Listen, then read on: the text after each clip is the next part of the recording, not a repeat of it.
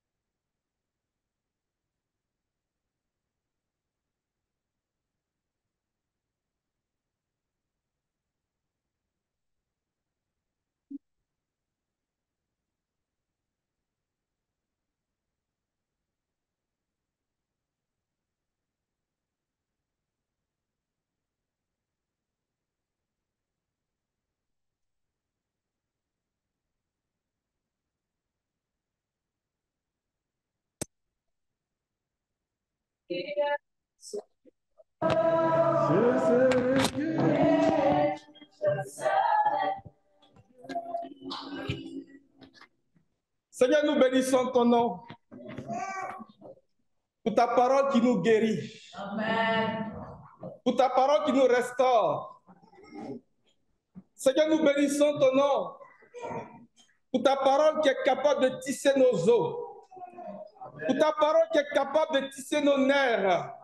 Pour ta parole qui est capable de faire croître la chair. Pour ta parole qui est capable de nous donner la peau pour former notre corps. Mon âme bénit ton nom, Seigneur. Pour ta parole qui, lorsqu'elle est libérée, elle envoie l'esprit de vie en Jésus-Christ, qui est capable de briser les caveaux des cimetières, qui est capable de briser les liens du tombeau. Nous bénissons ton nom. Parce que ce matin encore, tu veux libérer une parole pour nos familles. Tu veux libérer une parole pour chacun de nous. Et parce que tu dis que ta parole, de même que la pluie et la neige descendent du ciel, sans l'avoir arrosé, sans l'avoir fécondé, sans avoir fait germer la semence, donner la semence au semeur du pain à celui qui mange. Ainsi en est-il de ta parole. Lorsqu'elle est libérée, elle est chargée d'une mission. Lorsqu'elle est libérée, elle exécute ton projet. Seigneur, donne-nous la semence de la vie ce matin par ta parole. Et donne-nous du pain, le pain de la guérison, le pain de la rédemption ce matin par ta parole au nom de Jésus. Que cette parole ne tombe pas dans des cœurs complètement secs, mais qu'elle puisse en trouver en nous des cœurs profonds, Seigneur. Des cœurs profonds, des cœurs profonds. Et qu'elle en produise du fruit avec un rapport de 1 pour 30, 1 pour 60, 1 pour 100 au nom de Jésus. Seigneur, tu sécurises nos cœurs des oiseaux de proie. Tu sécurises nos cœurs des épines des ronces, des pierres de l'incrédulité, des raisonnements au nom de Jésus. Tu parles à ton peuple ce matin. Nous te rendons toute la gloire à notre Dieu. Parle, nous t'écoutons, Seigneur. Au nom de Jésus. Au nom de Jésus. Amen.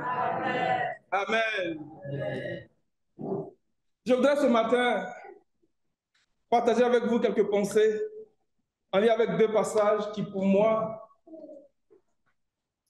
résument un peu ce que je retiens de ce parcours et qui fait l'objet aujourd'hui d'un culte d'action de grâce. Le premier passage, c'est celui d'Ésaïe 42, à partir du verset 15. Alléluia. Et le second passage, c'est le psaume 126. Lorsque Grâce Élise est née, ce psaume est monté dans mon cœur, vraiment.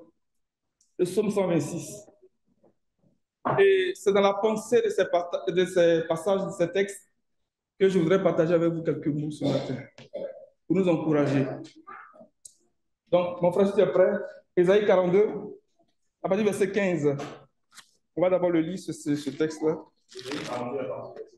Oui.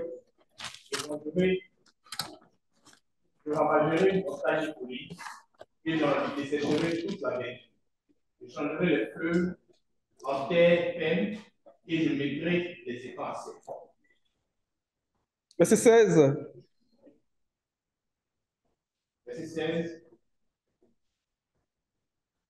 Je ferai marcher les aveugles sur un chemin qu'ils ne connaissent pas. Je les conduirai par des sentiers du nord.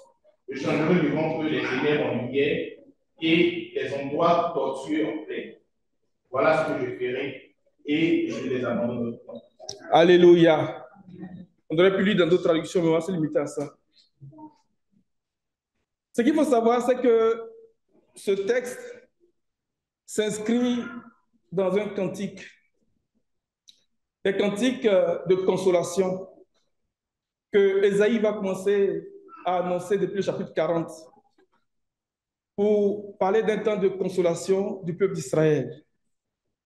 Dans d'autres textes, il va dire « Je ferai toutes ces choses sans rien laisser d'inachevé. Je réparerai vos sentiers, les sentiers dévastés, et je ferai toutes choses sans rien laisser d'inachevé. » Donc, c'est un cantique en réalité, un cantique de consolation. Lorsque nous allons dans l'évangile de Luc, Luc chapitre 2, verset 25, on nous parle de Siméon, cet homme pieux qui attendait la consolation d'Israël. Et on nous parle aussi de Anne, la prophétesse, qui, après la mort de son mari, s'est consacrée au ministère donc, du jeûne et de la prière dans le temple.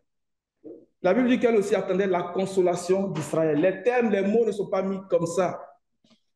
C'est justement parce que Ésaïe avait annoncé un temps de consolation. C'est pour ça qu'il dit qu'ils attendaient la consolation d'Israël. Et l'Esprit de Dieu était sur eux. Lorsqu'on parle de Siméon, on parle de Anne, on parle de Zacharie, le père de Jean-Baptiste, Élisabeth, la mère de Jean-Baptiste. On parle de Marie et Joseph, les parents adoptifs de l'enfant Jésus. Et on parle des bergers qui gardaient les troupeaux dans les champs. On nous parle ici d'un type de reste du peuple d'Israël, qui est aussi un type de reste de l'Église. Dans le temps présent aussi, il y a un faible reste. Ceux qui attendent la consolation, qui attendent la rédemption, qui attendent la libération de leur corps, ils ne sont pas beaucoup. Et ces personnes qu'on vient de citer représentaient le reste, le faible reste d'Israël, qui attendaient la consolation et qui ont été capables de reconnaître l'enfant Jésus parmi des milliers d'enfants qu'on venait présenter au temple. Et Simeon qui va dire, mes yeux ont vu ton salut. Un bébé de 8 jours, parce que les enfants étaient présentés le 8e jour. Un bébé de 8 jours. Nous qui sommes ici, nous voyons comment, dès que l'enfant naît, on te met un brassard sur le poignet. L'enfant même lui met au poignet, puis le met au pied, 2 fois, pour être sûr que c'est ton enfant. Même bébé de 8 jours, il le prend. Il dit, mes yeux ont vu ton salut. Salut que tu as préparé devant tous les peuples. Gloire et lumière pour éclairer les nations. Alléluia. Et il va libérer des paroles prophétiques très puissantes. Et dans ce qu'il libère comme parole prophétique, il y a là l'idée d'une inversion prophétique. Parce qu'il dit que tu as renvoyé libre les orgueilleux. Et tu as rassasié ceux qui avaient faim. Il y a une inversion prophétique. Alléluia. Et tout cela, Ésaïe l'avait annoncé. Et c'est des gens qui ont entendu ces choses. Et ces cantiques d'Ésaïe ont nourri l'espérance de ce faible reste d'Israël. Je prie ce matin que le Seigneur nourrisse notre espérance. Amen. Que ce témoignage que nous allons entendre vienne sécréter notre espérance, vienne encourager quelqu'un, de savoir qu'effectivement il y a un temps de restauration, amen, de savoir qu'effectivement il y a un temps de libération, il y a un temps de consolation. Alléluia.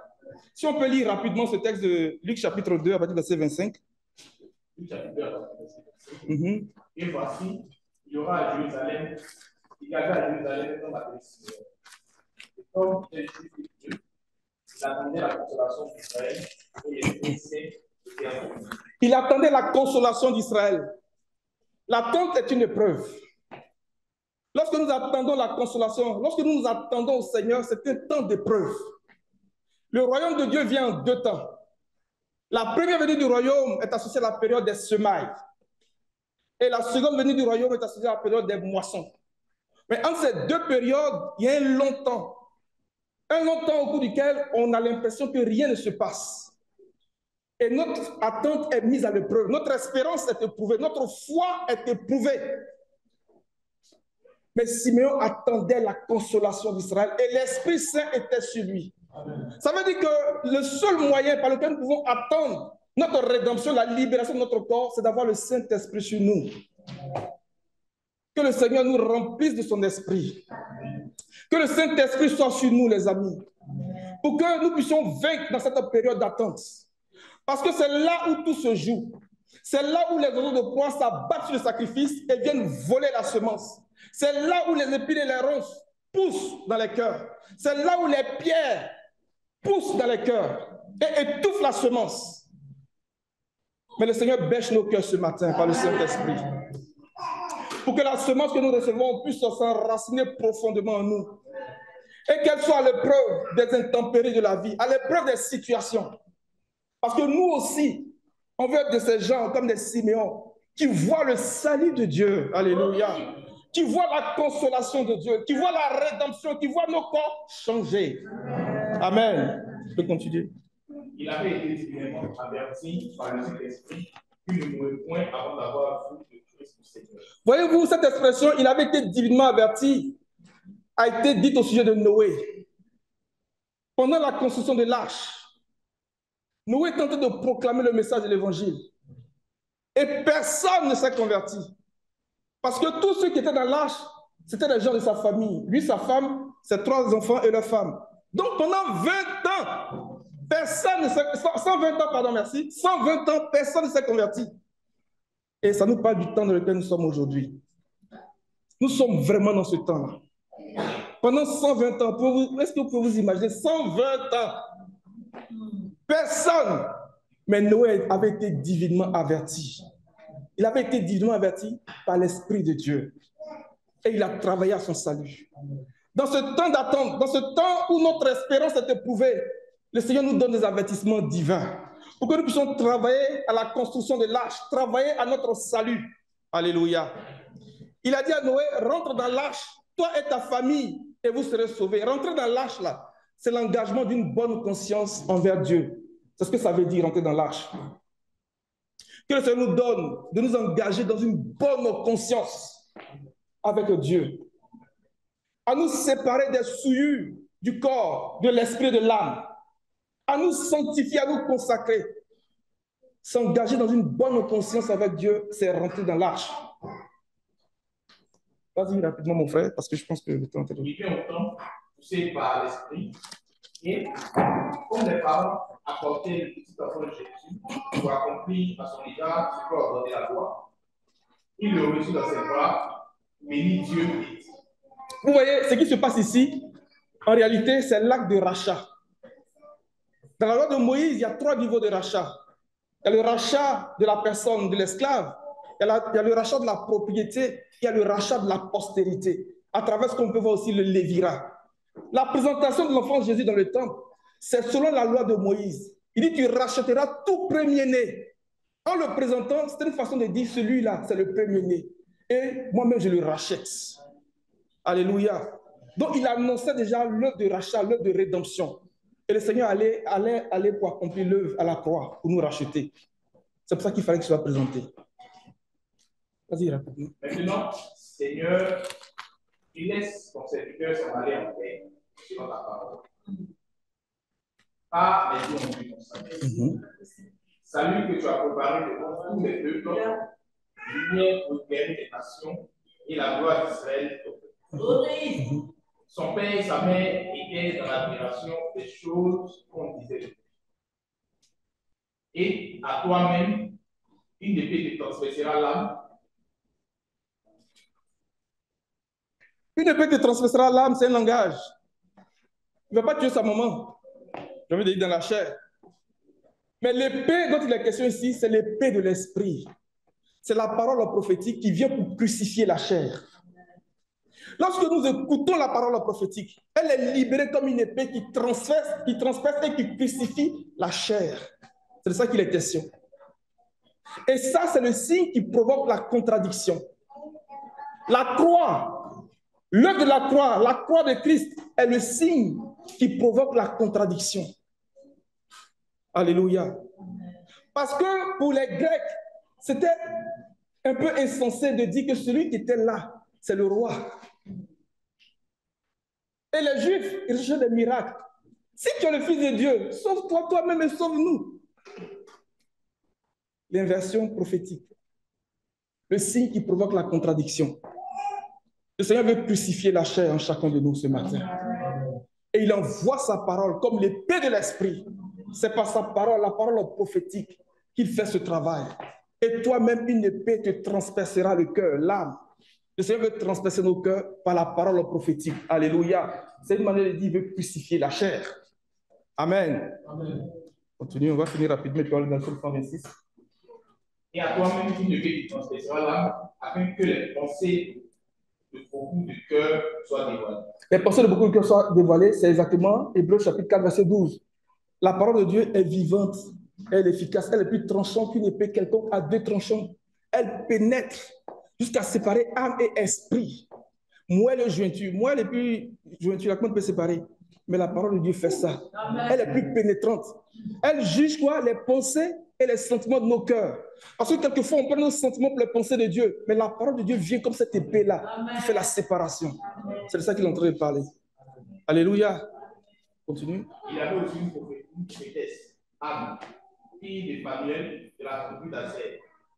Elle était fort avancée en âge et avait vécu 7 ans avec son mari depuis sa vie. Restée veuve et âgée de 84 ans, elle ne quittait pas le temple et elle servait Dieu tous les jours dans le jeûne et dans la prière. Étant survenue, elle aussi, à cette même heure, elle louait Dieu et elle parlait de Jésus à tous ceux qui attendaient la délivrance de Jérusalem. Tous ceux qui attendaient la délivrance, tous ceux qui attendaient la consolation, parce que Ésaïe avait annoncé un temps de consolation à travers une série de cantiques. Consolez, consolez, consolez mon peuple. Pourquoi? Parce que ce pays-là, ce peuple avait été ravagé par Nebuchadnezzar, avait été déporté. C'était terrible. Lorsque Jérémie fait le décompte de ce qui s'est passé, c'était vraiment terrible. Et Nebuchadnezzar est comparé à un dragon. Il dit, Nebuchadnezzar m'a brisé. Il a englouti ce que j'avais de plus précieux. Le roi d'Assyrie m'a dévoré, il a dévoré ma chair. Ce sont des puissances, ce sont des dominations des autorités qui viennent pour briser la chair et pour briser les os. Les os, c'est notre espérance, c'est ce qui fait la charpente, c'est ce qui fait notre témoignage, c'est la vie en fait. Lorsque les os sont brisés, il est difficile de se relever. C'est pour ça qu'il dit qu'un esprit abattu dessèche les os. L'esprit de l'homme le soutient dans la maladie. Mais un esprit brisé, qui pourra le relever? Donc, en brisant les os, c'était pour que le peuple ne puisse plus se relever. Vous comprenez?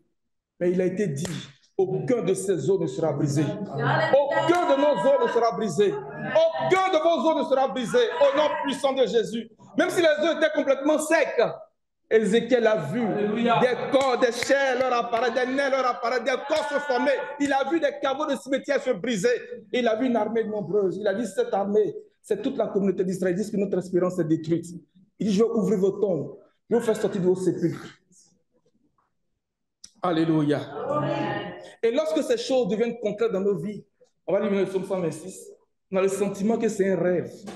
Ce que nous devons savoir, c'est que l'exil dans lequel que le peuple sera connu, tous ces pays dans lesquels on était exilés, c'était des grands tombeaux ouverts. L'exil est considéré comme de grandes tombes. Donc ils disent que lorsque le Seigneur a ramené nos captifs, lorsqu'il a ramené nos déportés, nous étions comme ceux qui font un rêve. Alléluia. Nous étions comme ceux qui font un rêve parce que nos sentiers étaient dévastés. Tout était mélangé, détruit. Il dit, je vais tout réparer sans rien laisser d'inachevé. Sans rien laisser d'inachevé. Et quand tu le fais, tu es là, tu dis, mais je rêve ou quoi? Mais ce n'est pas un rêve. Ce n'est pas un rêve. Parce que lorsque Pierre était en prison et que l'Église intercédait pour lui, la Bible dit qu'il était là. Il dormait en 4 escouades de 4 soldats chacune. Lorsqu'une grande lumière a resplendu autour de lui, les chaînes aux mains, aux pieds sont tombées toutes seules. Il a dit, mets tes sandales et suis-moi. Mais Pierre pensait qu'il était dans un rêve. Jusqu'à ce qu'il arrive dans la ville, il a dit, je ne rêve pas, c'est vrai. Quelquefois, quand le Seigneur nous délivre, c'est comme ça, c'est le sentiment que nous avons. Alléluia. Et on va lire le psaume 126. Et le psaume 126 est un des psaumes qui est associé aussi à la parabole des semailles et de la moisson. Amen. Et il montre qu'effectivement, il y a 2 temps. Quand on parle du royaume de Dieu, le royaume de Dieu vient en 2 temps. Mais il dit quoi? Pendant le temps des semailles, on pleure. C'est un temps difficile. Le royaume de Dieu est né dans la douleur parce que Christ a souffert. Et le royaume de Dieu va venir aussi dans la douleur. Comme il a dit dans Matthieu 24, Luc 21, Marc 13. Il dit, ce ne sera que le commencement des douleurs. Et j'aime beaucoup Luc parce que Luc va bien présenter les choses en 2 grandes parties. Lorsqu'ils vont lui demander, mais dis-nous, quel sera le signe de ton retour et de la fin du monde? Mais quand ces choses arriveront-ils? il va commencer par énumérer un certain nombre de choses. Et il va dire, ce sera le commencement des douleurs. C'est une façon de dire que le royaume de Dieu va venir dans la douleur. Alléluia. Mais pour nous, ce matin, le psaume 126 dit que, je vais le lire parce que quand on paraphrase, on vide les versets de leur force. Et nous voulons que la force, la puissance qui est dans la parole de Dieu se libère ce matin, comme elle est sortie du Seigneur lui-même pour arrêter l'hémorragie au nom de Jésus. Oui. Quand l'Éternel ramena les captifs de Sion, nous étions comme ceux qui font un rêve. Alors, notre bouche était remplie de cris de joie et notre langue de chants d'allégresse. Alors, on disait parmi les nations, l'Éternel a fait pour eux de grandes choses. L'Éternel a fait pour nous de grandes choses. Nous sommes dans la joie. Nous sommes dans la joie. Éternel, ramène nos captifs comme des ruisseaux dans le midi. Ceux qui sèment avec l'âme moissonneront avec chant d'allégresse. Ceux qui sèment avec l'âme moissonneront avec chant d'allégresse. Mais celui qui donne la semence au semeur, c'est le Seigneur. Celui qui donne la parole, celui qui donne le pain. Il donne le pain de la rédemption, il donne le pain de la délivrance. Alléluia. Et il nous donne sa parole comme une semence et nous sémons cette parole. Mais qu'est-ce qui fait que cette semence arrive à produire du fruit? Paul va dire que j'ai planté, Apollos a arrosé, c'est Dieu qui fait croître. Amen. Paul est en train de dire deux choses.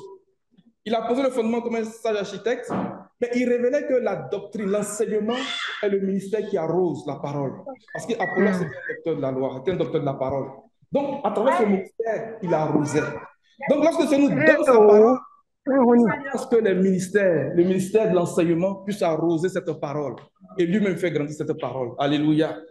Ceux qui sèment avec l'âme moissonnent avec des chants d'allégresse.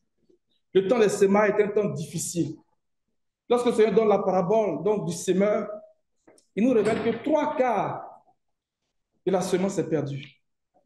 3/4 est perdu. Il dit les grains qui sont tombés le long du chemin ont été ravagés par les oiseaux. Le long du chemin, c'est, vous voyez, pour nous qui avons grandi un peu au village, quand tu vas au champ, c'est des petites pistes là. À force de marcher dessus, ça devient comme du goudron, c'est dur. Donc c'est la même chose. Des fois, nos cœurs sont comme ça, tellement il y a des choses qui sont passées dessus. Les péripéties de la vie. Ton cœur a été froissé, ton cœur a été blessé, meurtri. Ton cœur a été éprouvé. Tes sentiers ont été dévastés. Et ton cœur devient comme cette petite piste-là pour aller au champ. On a tellement marché que ça devient dur comme du goudron. Quand la semence tombe dessus, ça ne peut pas rentrer. L'oiseau est là et puis il vient, il vole. Ça fait mal pour le semeur. L'autre chose, il dit qu'il y a une partie qui est tombée dans des terres pierreuses. Les pierres, les raisonnements, les argumentations, des choses qui sont dans le cœur comme des pierres. C'est le cœur dur. Et ça étouffe la semence. Ça fait mal au cultivateur. Parce qu'il perd 3/4 de sa semence. L'autre terre, il dit qu'il y a des épines et les ronces. Les épines et les ronces, des douleurs. Souvenez-vous que le Seigneur a dit à Adam, lorsque tu vas cultiver la terre, elle va te produire des épines et des ronces. C'est à la sueur de ton front que tu vas tirer ta nourriture. C'est difficile. Mais dans la 4e terre, alléluia, dans la 4e terre, lorsque la semence tombe en terre, elle produit du fruit. Elle produit du fruit en abondance. Alléluia. Et le Seigneur dit, si le grain de blé tombé en terre ne meurt, il est là en train de nous révéler vraiment le mystère de la rédemption. C'est par sa parole qu'il fait ce travail. Et ce matin, le Seigneur veut nous encourager à travers les témoignages que nous allons entendre. Le Seigneur veut nous encourager et nous faire comprendre que ceux qui sèment avec l'âme vont moissonner avec des chants d'allégresse. Il dit, lorsque tu as ramené nos captifs, nous étions comme de ceux qui font un rêve. Pourquoi? Parce que quand ils étaient à Babylone, ce n'était pas une terre de repos. Ce n'était pas un séjour tranquille. Non, ils étaient oppressés. Babylone, c'est comme l'Égypte. C'est le lieu où le monde est étriqué. Tu es oppressé, tu es accablé. Et même ils disent, on va nous sommes 137 rapidement, je vais atterrir. Ils disent que nos oppresseurs, imaginez-vous lorsqu'on presse peut-être l'olive, puis on presse les arachides pour extraire l'huile.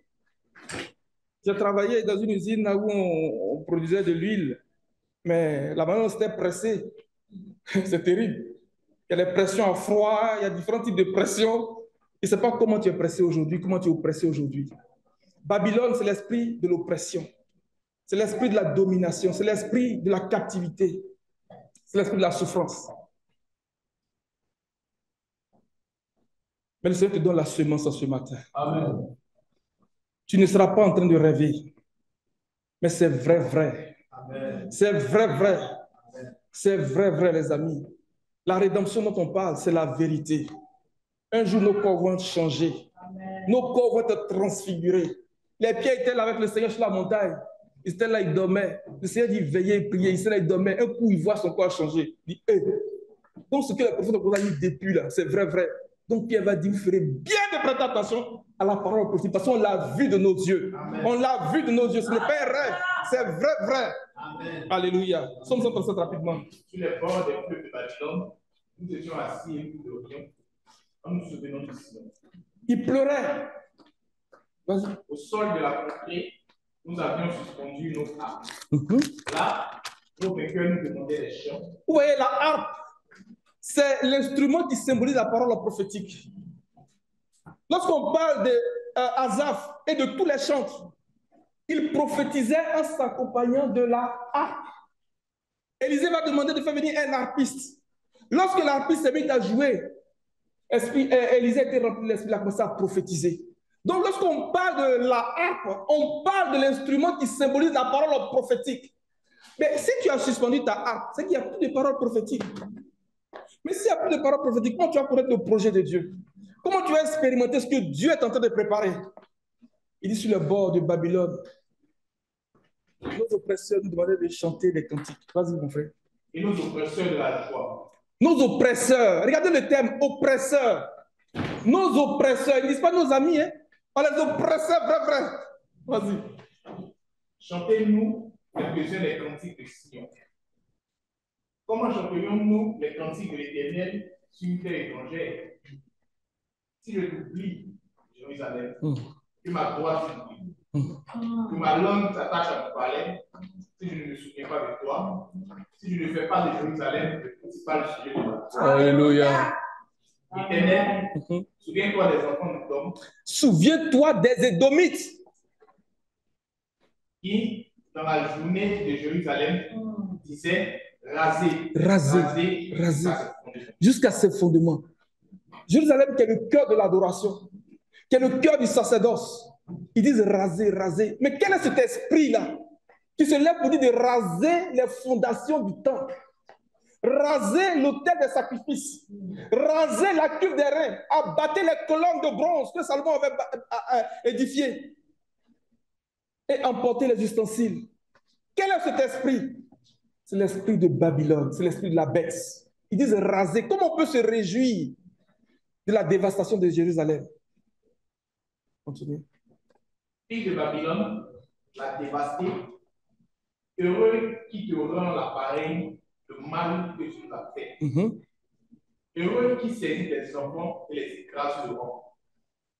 Heureux qui saisit tes enfants et les écrase sur le roc. C'est le Seigneur Jésus, notre rocher. Et il écrase les enfants des Édomites. Édom, c'est la nation qui est issue d'Ésaü, le frère aîné de Jacob, qui a méprisé les choses sacrées. C'est l'esprit de profanation. C'est l'esprit qui méprise les choses de Dieu. Mais il va plus loin. Il s'attaque aux fondations du sanctuaire. C'est cet esprit-là qui s'élève contre nos vies, s'élève contre nos familles. Mais il dit, nous ne rêvons pas. Je vais m'arrêter là.